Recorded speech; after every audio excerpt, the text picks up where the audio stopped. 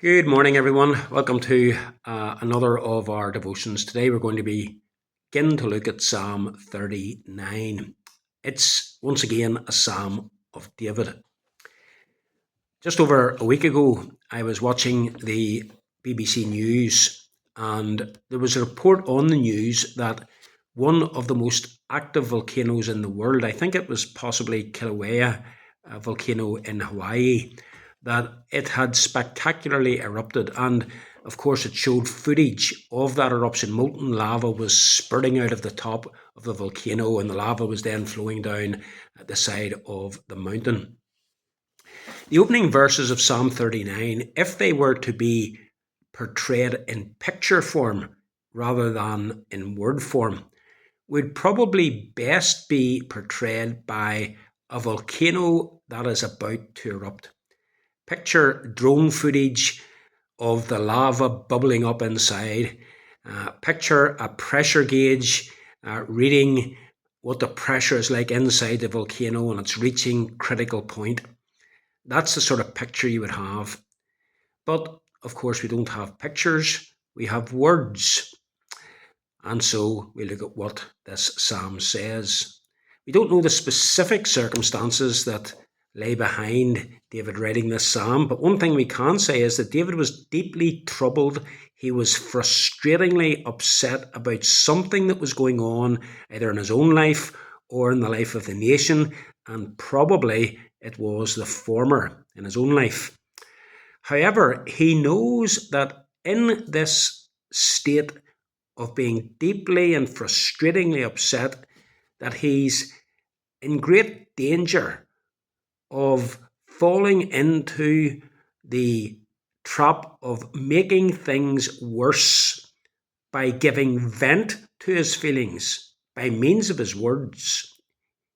He doesn't want to say what he feels because he knows that his anger, his frustration, maybe even his unbelief that has been stirred up, certainly his lack of trust, would be a very bad witness to those around him, especially to unbelievers.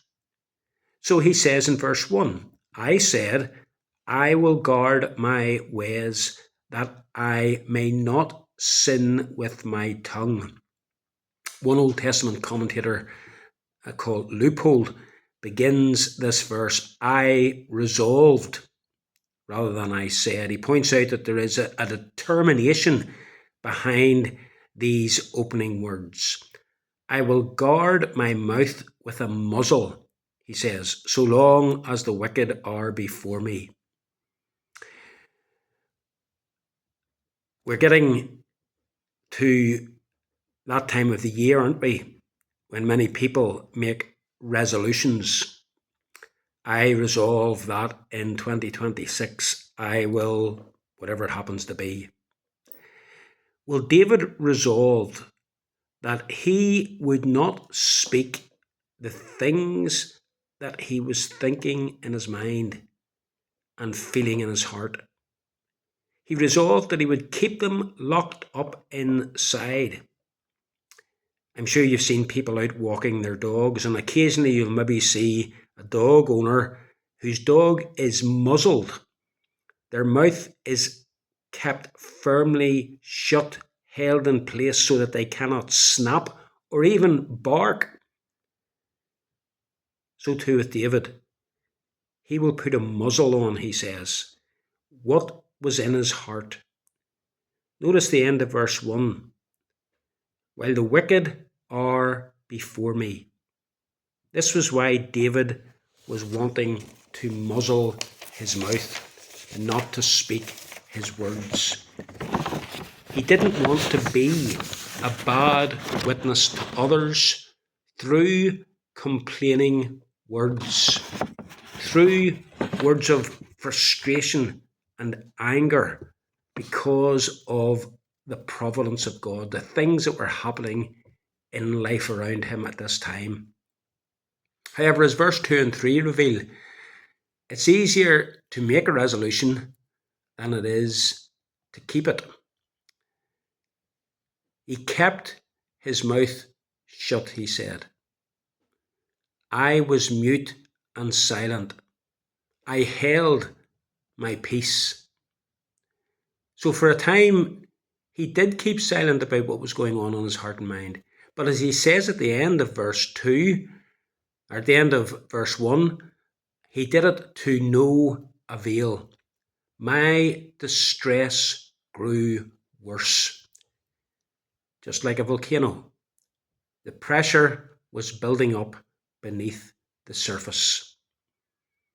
Some of us in the past have used pressure cookers to cook. The pressure was building up. He says, my heart became hot within me. As I mused, as I thought about these things, the fire burned. Then I spoke with my tongue. Of course, it's hard to speak without your tongue, isn't it?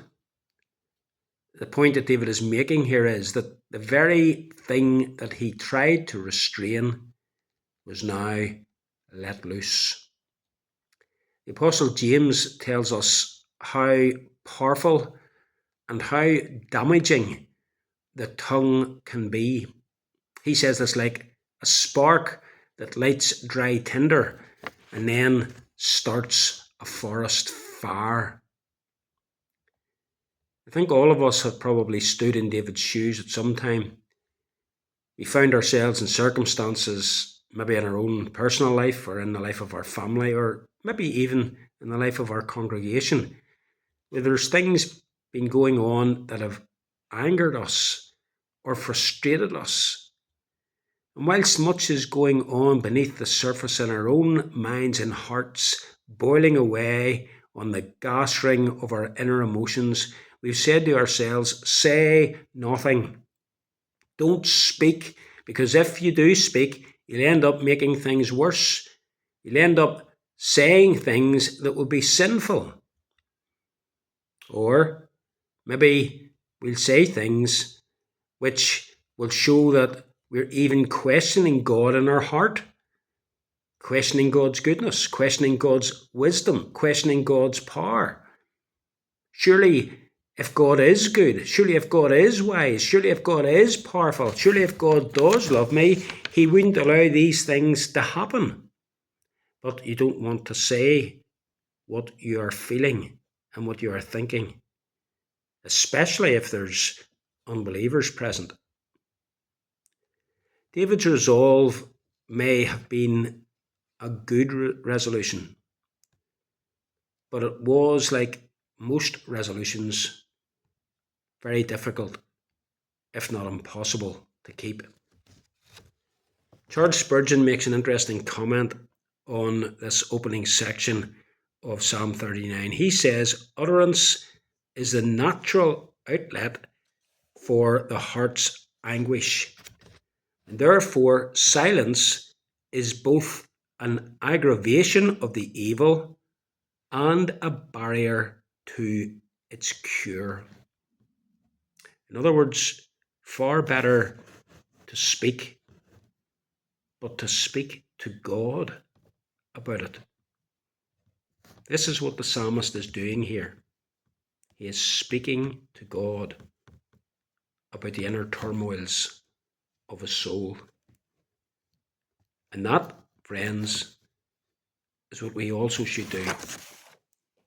We should bring these things to the Lord. Have a good day.